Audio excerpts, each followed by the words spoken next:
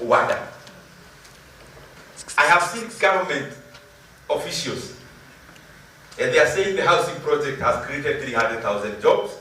Others say 500,000 jobs. Others say this kind of jobs, and they say new. Now, the same government data shows us this. In the year 2024, the people employed in the construction sector shrank by -1.3%. And all the people employed in that sector is only 223,400, a less number than in the year 2022 when we never had the housing levy. Why am I talking about this? Many times, we may be beating drum on this side for celebration, but the economy cannot be cheated. What this is showing is that the money for the housing levy was more efficient for our economy when it was in the pockets of Kenyans. That Kenyans were building their houses more efficient than how government can build them. Are we getting that? Because the pictures we see on the timelines on Facebook and social media, advertisements of housing projects, then should translate into data. But then we see photographs. But what this has done is to actually remove the people who are working in private-led housing projects.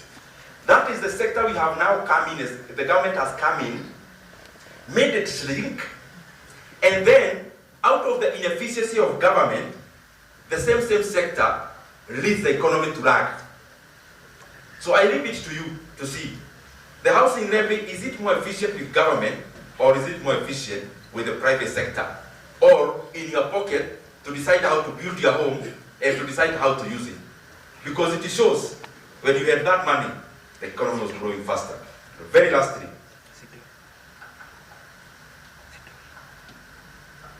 Sometimes ile karatasi EPRA wanatumia kutangaza mafuta imeshuka. Siko bei kali hata kuliko ile bei wanashukisha nayo mafuta. Because now I have seen that fuel has now come down by 11 cents for diesel. 11 cents means 0.11 shillings. And for petrol I have seen it 0.8. If I look, the peak of fuel in Kenya, the peak globally, was in around, for the last several months, was in June, around 23rd, globally. $63. That is a decrease by 14% in global oil prices. Why is global oil prices decreasing? And in Kenya, it is decreasing by 11 cents. You know, I talked about this earlier, and I talked about a new levy that was introduced last year. And I saw all ministers come to defend it. Now, please, come also defend these cents.